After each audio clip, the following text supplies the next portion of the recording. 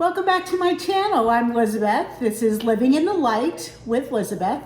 And in this video series, I'm documenting the weight loss portion of my health transformation using the Optavia 5-in-1 program. With the Optavia program, you eat 5 fuelings that come in your monthly box, 5 fuelings each day, and 1 lean and green meal. And a lot of the fuelings are fantastic. They are tasty, they are filling, they get you, they keep your blood sugar stable so that your body can be in a gentle fat burn state. And I have found that there are a few of the fuelings that I'm not so crazy about. Now, the good thing is that there are so many options that if you find something you don't like, next month, just don't order it. Well, I found someone who made crackers out of their chicken soup packet, and I thought, well, that's genius. And so I tried it, and they were really good. And I thought, well, okay, I'm not gonna order the chicken soup just so that I can make these crackers, but it is really good. Well, this last month, I got the macaroni and cheese. Love macaroni and cheese. Occasionally, I would make a box of that blue box of Kraft and eat the whole thing, right? Because it's very tasty, salty, good. So I thought, oh, this will be good. And it is okay, but again, it doesn't have a lot of flavor. So this last week, I made crackers out of the mac and cheese, and it worked really great. So today in one of my 5 fuelings is the tomato herb penne, but I thought today I would show you how to make crackers out of these pasta options that you have in your Optavia program. So I didn't show you the part where I dumped the fueling into my food processor, and my food processor actually has a smaller bowl at the top. And so I've already pulverized that, and I'm gonna just scrape some of these seasonings off the inside rim of this just so that I get all of the tomatoey goodness. Get that all in there. And then there's some on the edge here, so I'm gonna get all that down. Get rid of that.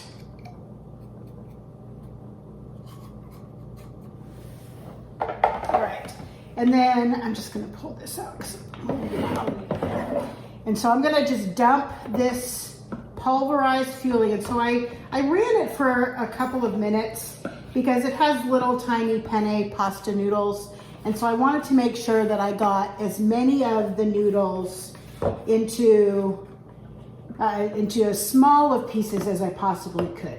All right, I'm scraping everything off. Does it drive anybody else crazy when they watch cooking videos and they're making a cake and they dump the cake batter into the pan and they don't scrape every last bit of the batter into the pan or whatever it is that they're doing? That makes me crazy.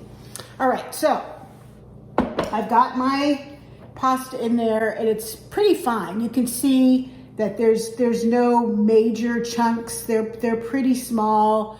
The pasta's been ground up into pretty small pieces, but it is uncooked pasta. So what I found that worked really well when I did the mac and cheese, the chicken noodle soup is really fine noodles, so I don't think it was really that necessary. But with the macaroni and with the penne, I'm gonna mix water into this and make it into the dough, and then I'm gonna cover it and put it in the fridge and let it sit in the fridge for a couple of hours. So I'm gonna show you this first part, and then we'll come back for the rolling and the baking. So I have 3 tablespoons of cold water, but I probably am not gonna need all 3 tablespoons. So I'm gonna start out with, I'm gonna add in about 2 tablespoons, and I'm gonna mix this up. And what I want is something that really kind of looks like a dough. And because there is pasta in there that's gonna absorb the water, it's gonna be a little thinner. So right now it's like thick like this, but I think I'm gonna put in just a tiny bit more water because I feel pretty certain that those pasta noodles are gonna absorb some more water. I don't want it too thin.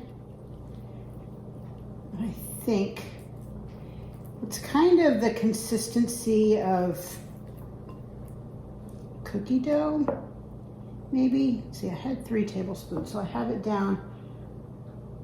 Actually, all I added, it looks like, all I ended up adding was 2 tablespoons of water because I still have a tablespoon left in there. So let's go with 2. And of course, you know, if you're a baker, or even if you're not, flour has a tendency to some days need more hydration than others. So like if you're baking bread, you always kind of, water to the flour is kind of by eye. If you're making a pie crust, for example, or whatever. So I'm gonna kind of gather it all together, and then I'm gonna cover it with some plastic wrap. I'm gonna stick it in my refrigerator, and I'm not gonna be having these until later in the day.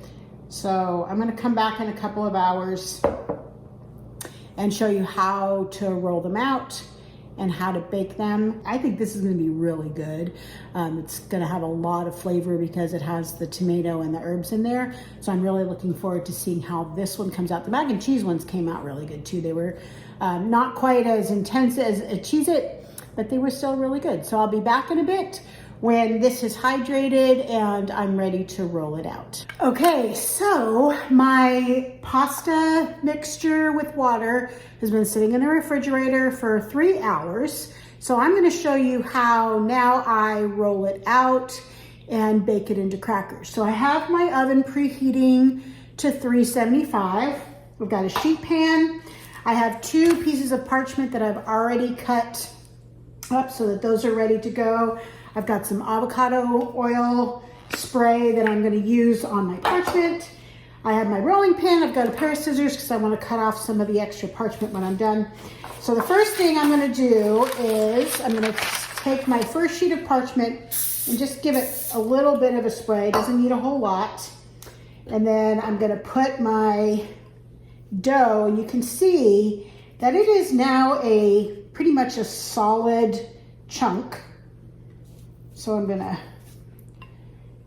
like I said, get every last bit, right? Pay a lot for those fuelings. Don't want them to go to waste. I'm gonna lay the one sheet on top of the other and give it a little bit of a smush. And then I'm just gonna roll it out. I don't wanna make it too thin, but I also don't want it too thick. So just make a quarter turn, give it a little roll again. So I'm going to peel off this top because I don't want, okay, I'm going to move this stuff so you can see this a little bit more. Let me slide myself down. So you can see here I've got a lot of raggedy edges. So if I kind of push everything, kind of square everything off just a little bit,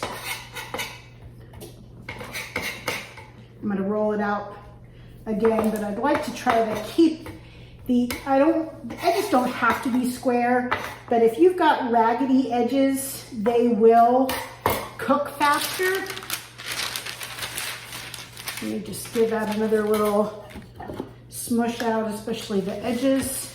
And I want it about, I would say these are going to be about 1/8 of an inch thick, maybe a little bit less than that. You want them thin enough so that they get crispy, but not, and if they're too thick, then it will take a longer time for the crackers to, all right, so I'm gonna peel this paper off. I'm gonna save this paper because when I take the crackers out the first time, I'm gonna flip this over and then I wanna use another piece of parchment. So here is my dough rolled out. You can see it's fairly thin. And I'm gonna kind of push just a little bit in, just so that I don't have too many ragged edges there. All right, these are gonna go in a 375-degree oven for about 10 minutes. And when I take it out, I will come back and show you step number 20 or whatever it is. Okay, so I've pulled it out of the oven. Actually pulled it out a minute early because I was looking at the edges and They're a little bit brown and it's definitely drying because it's got some cracks in it. So what I'm gonna do first is take my original top sheet, and if I can do this without burning myself, I'm gonna flip this over, and that I don't need anymore. And then I'm gonna take let me slice off some of these first. Pop this back up here. And I'm gonna use pizza cutter, my mitt, and I'm just gonna cut this loosely into some pieces, some crackery sized pieces. And I'm gonna just try to separate them just a little bit.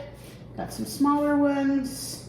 So I'm gonna set my timer for 5 minutes and check it at 5 minutes and pull out any that look like they're super crispy and ready to be done. But there's some other ones that were in the middle, not an edge piece that probably will be finished a little bit later. So I'm gonna put these in for 5, pull out a few, and then once they're all done, I'll show you what they look like when they're finished. Okay, so they are out of the oven. Some of you might say they're a little closer to carbon crackers. I happen to like things that are really crispy, and I'm sure that once they are completely cool, they'll be very crispy. The fueling itself is a tomato based, so even when you cook it normally, it's very red. So I am not worried at all about the color of these. I think they will be great. The one that was the most centerpiece did take a little bit longer, so I think it took a total of 12 minutes extra. So it was quite a bit longer, but I'm gonna try. It's not time for my fueling yet, so I really am not supposed to eat right now. Not gonna hurt me to have a little taste, but just this is a true taste test. I've never done this before with this flavor, so let's see how it tastes. Definitely crunchy. Yeah, it has good flavor. Doesn't need any salt. And it has a good tomato, herby flavor to it.